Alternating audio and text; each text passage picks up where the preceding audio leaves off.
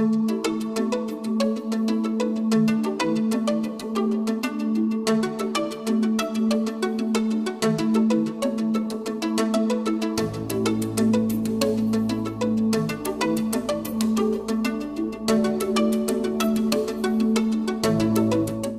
afternoons around 5 p.m. were a special time at our household when I was growing up. As the daughter of a custom concrete pool builder, our family was fortunate to have both a hot tub and a swimming pool. After a long day of gardening, my dad's weekly ritual was to pour himself a glass of scotch and ease into the hot tub for a soak before firing up the barbecue for dinner. Some of my best heart-to-heart talks with my dad took place in the hot tub. A relaxing, comfortable, compact place to unwind, share stories, and laugh. Sometimes our family welcomed friends to join us, though regardless of the group, the hot tub was where we solved many challenges, reflected on the week's past events, and looked forward to the days ahead. My father started our family business, BonaVista Pools, in 1969. When he passed away in 2002, he was only 60 years old. While his time with us was too short, the legacy he left with us was a business that my sister Melissa, who's here today, my brother Peter, who's also here, and I still operate today, with our mother Liz as the principal owner. She sends her regrets but couldn't join us this morning. But more important than the business he left us were the life lessons, the example he demonstrated daily of a man with a tremendous work ethic, a great love for his wife and his 5 children, and a deep faith. He was a simple man with pure values.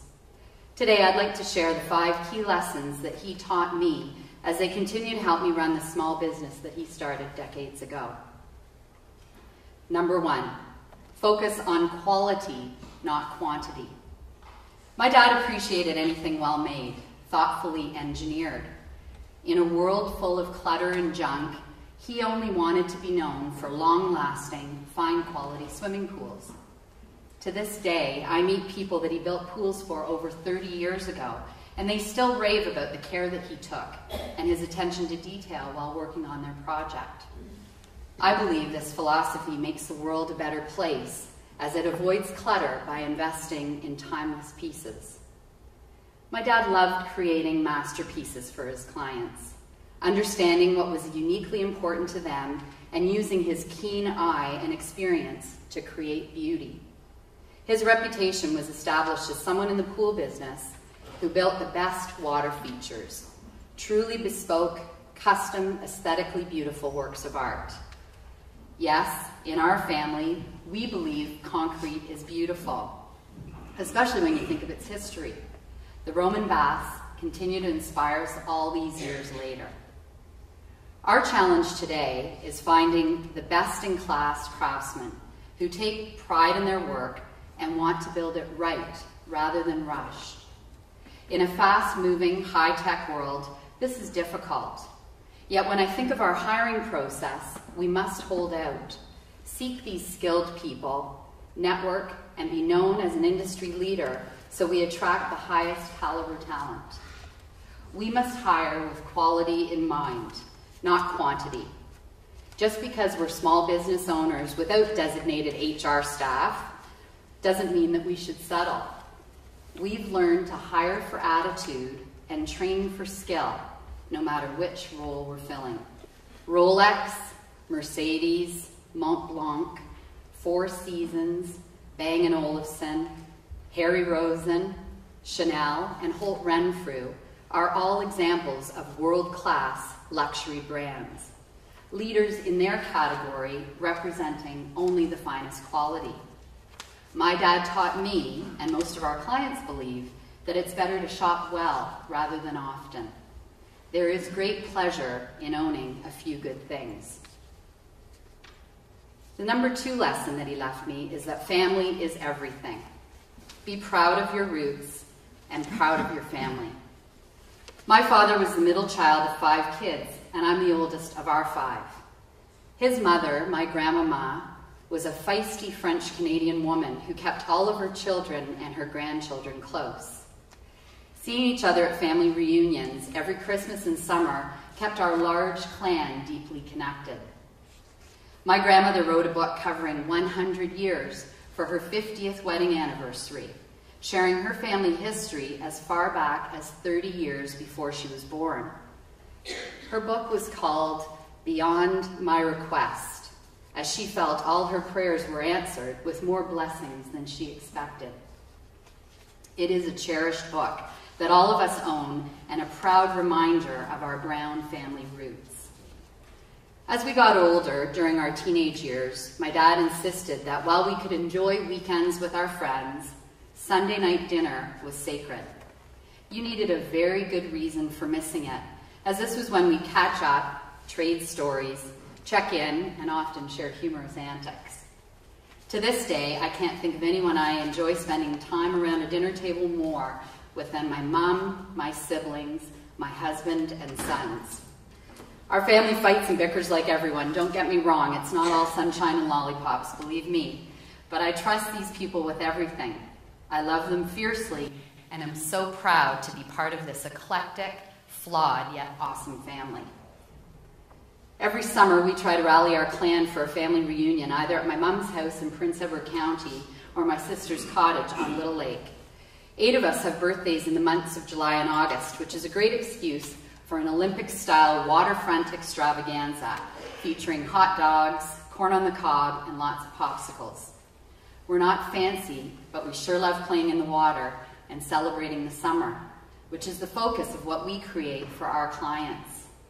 It's good to remind ourselves how important it is to build a space where families can gather and make lasting memories. The lesson here for all of us as small business owners is to find the balance. Step away and disconnect from the business at times to be fully present with your family. There is truly nothing more important, and while it's a joy to work with my like-minded siblings, Peter and Melissa, it's even more fun to relax and build memories with them and our cute kids at family gatherings, at the cottage, or at Mom's home in the county. The third lesson, and the one that Jeremy said he thought was the most amusing, is always do your best. My dad drove me nuts sometimes, and yet I loved and now appreciate his idiosyncratic commitment to the relentless pursuit of improvement, always striving to be better. He expected our shoes to be polished, and as my sisters and I got older, that we'd always be wearing lipstick. My mom told me the day that I was born, she was waiting at the front door, wondering why it was taking my father so long to drive her to the hospital. He replied with all the enthusiasm of a brand new father-to-be, "I'm polishing my shoes. I've never met the doctor." He knew we only have one chance to make a first impression. He was an upbeat, positive person who was constantly working to improve himself, the space that he was working on, and the people he was in contact with, including his children and staff. His philosophy was to push himself, exceeding expectations, and he wanted the same of us. It's the reason I smile often, as he taught me it's a good way to make a positive impression, as well as shaking hands, making eye contact, saying the other person's name, and participating in engaging conversation. Manners go a long way, and although many people overlook their importance today, these traditional values are timeless.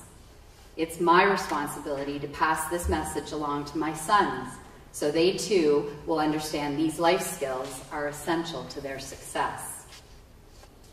In our business, we have the privilege of serving clients who are leaders within their profession.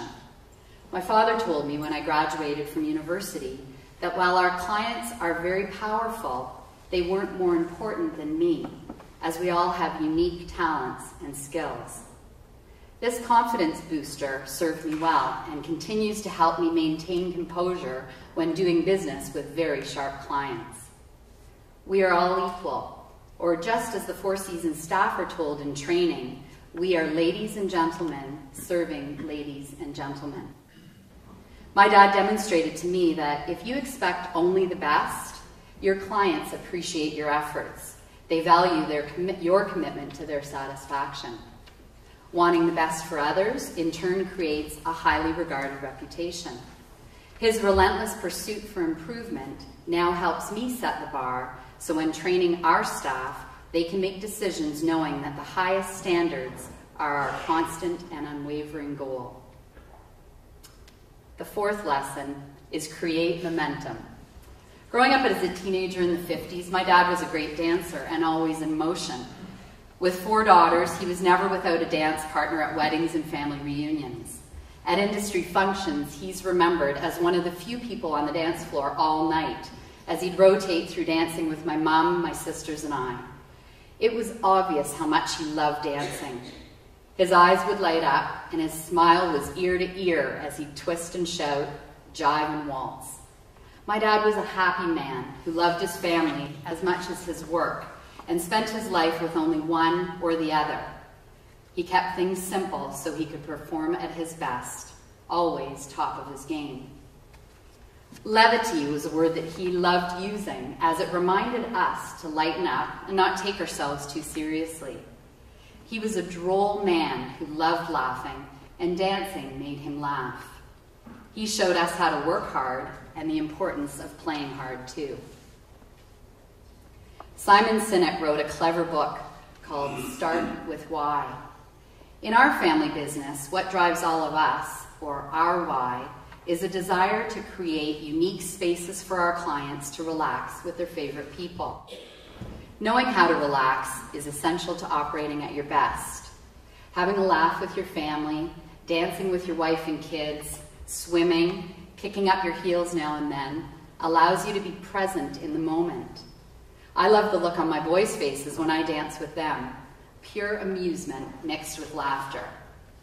Having a sense of purpose, learning from your experiences, and finding a way to unwind will allow you to perform at a high level and communicate your corporate mission clearly to your staff. Momentum in your business and family life is the purest form of your passions expressed. The fifth message, and I think the most important, is have faith. Believe in something bigger than you. Even when he was dying of cancer, I know my father was at peace. He accepted his life was much shorter than we all expected, having just retired the month before. But he didn't fight it. He gently left us with the impression that life isn't over when your time on earth ends. I still talk to my dad, I ask his advice, and seek his guidance. I feel that he's with me today. I admired his ability to put his mind to something and create beauty in everything he endeavored.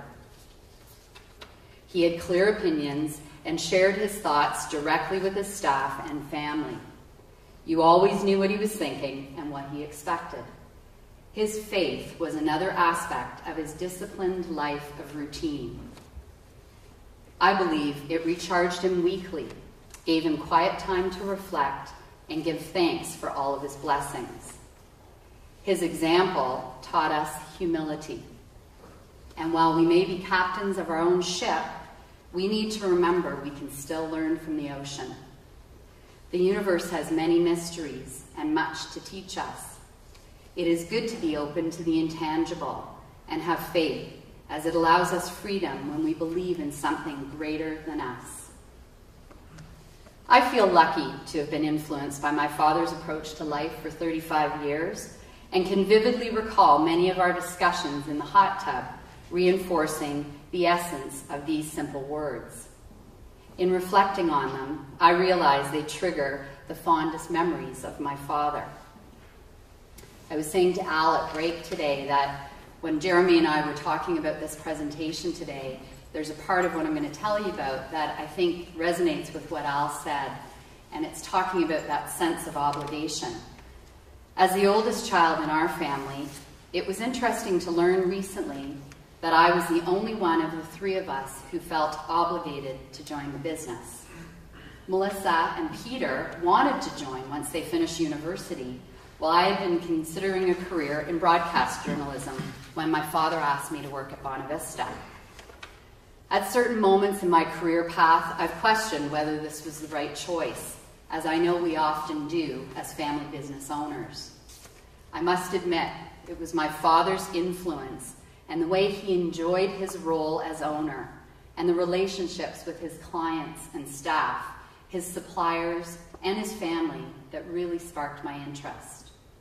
I know the pride I feel working with my family and what we create together is what rewards me deeply and assures me this is the right place to channel my efforts and passion. My father's career as a modest pool builder was a simple but significant way to manifest his beliefs and support his family. Our challenge as the second-generation owners is to impact our children in the same way he did, leaving them with lifelong lessons that will help guide them on their journey for a meaningful life of purpose. Thank you.